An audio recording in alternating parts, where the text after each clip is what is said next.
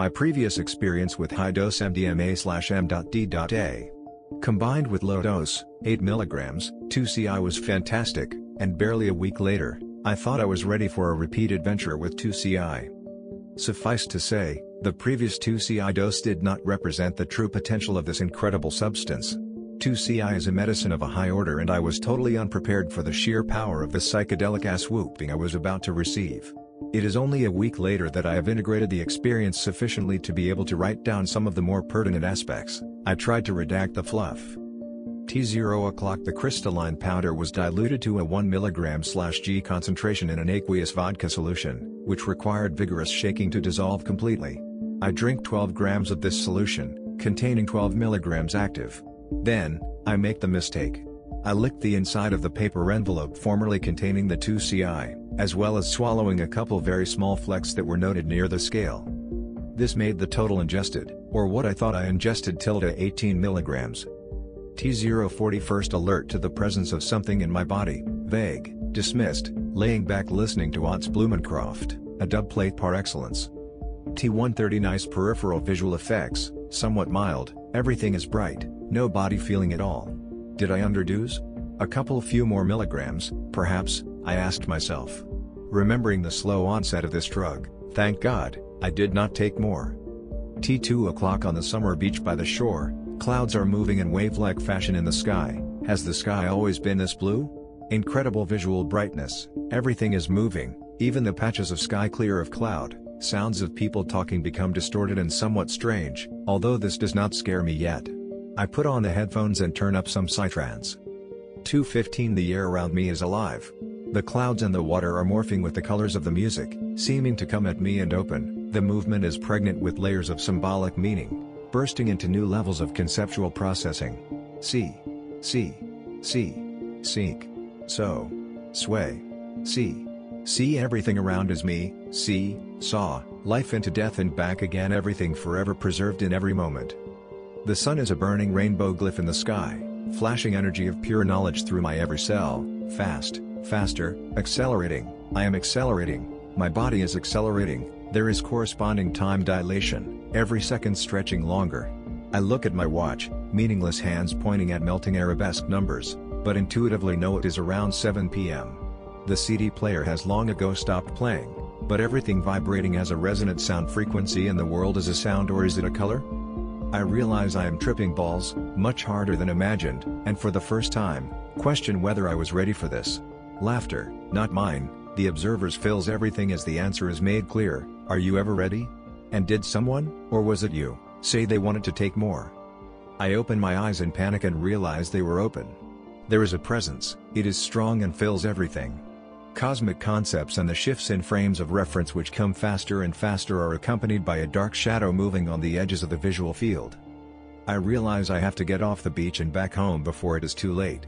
The fear comes as a shaking from my very core. I breathe in deeply and hold it at bay, stumble off the beach, everything swirling, motion uncoordinated at first, then becoming cinched.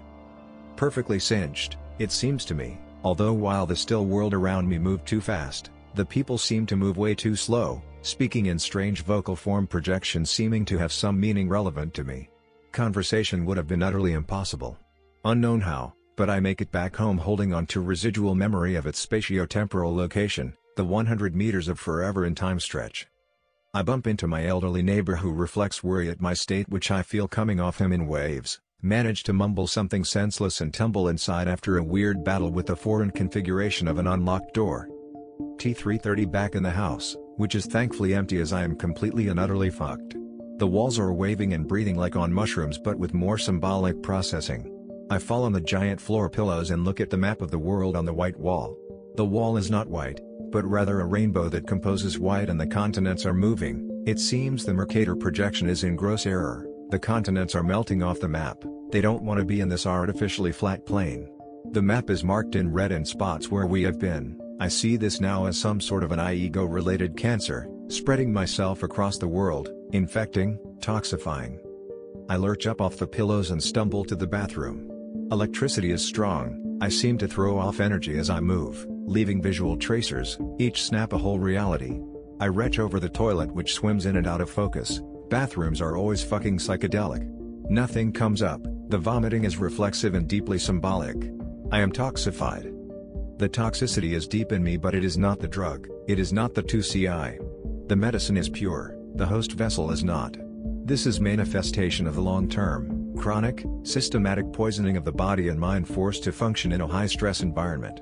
The suppressed, unprocessed bad karma, anger, fear, everything that has led me to this place in reality where I am a human, one of God's creations, one who poisons himself with daily marijuana and tobacco smoke, alcohol, NCSA-type pseudo-psychedelics which are abused viewed in this incredibly clear light, the treacherous benzos, the improper nutritional supplementation of the body, all the goods.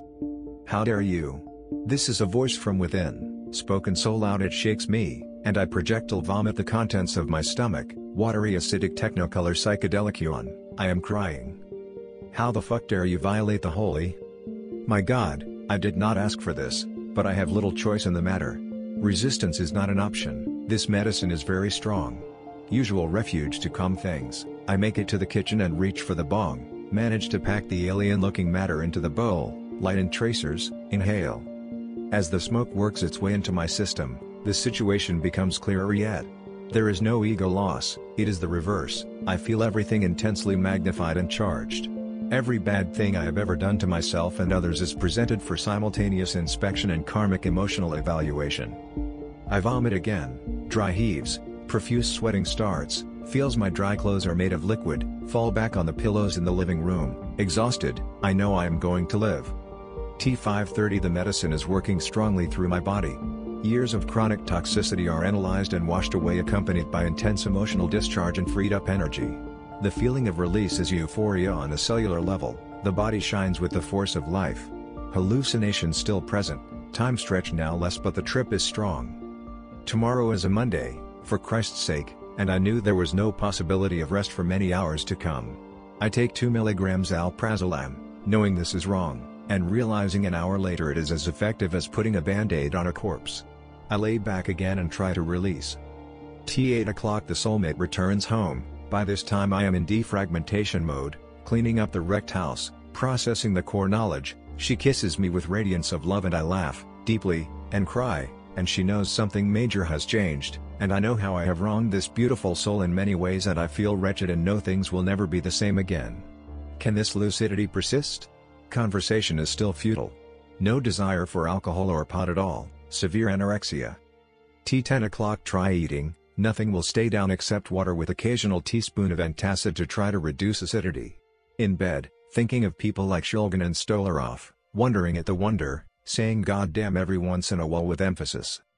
T1400 hours 1 mg Alprazolam enables sleep after a 4-hour-long conversation with my soulmate on long-avoided issues resulting in much resolution.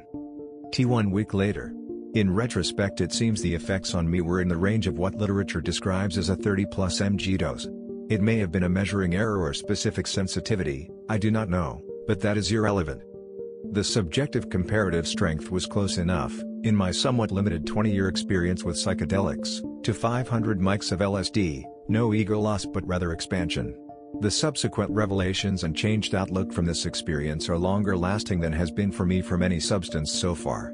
The conclusion is that this may have been my most meaningful psychedelic experience yet. 2C-I has forced me to reconsider many aspects of my life, including its primary purpose and my undertaken direction, as well as my careless use of such powerful sacraments. I feel cleansed and have renewed appreciation for creation and a new understanding of balance. This has been noted by those in my surrounds. BTW, I went to work next day and it was a great Monday, board meeting and all. This report is in no way meant to be condoning, encouraging or evangelical. Just my experience, which I guess you figured out was far from recreational. To reiterate, at high doses, 2C-I is a hardcore medicine, not a recreational but a confrontational and profoundly healing psychedelic. I am trying to make the changes permanent, even though I haven't thrown away the stash yet. Habituated synaptic pathways and associated opioid system rewards are ingrained, wide, and easily activated. Nonetheless, I believe in mind over matter, although it is hard going.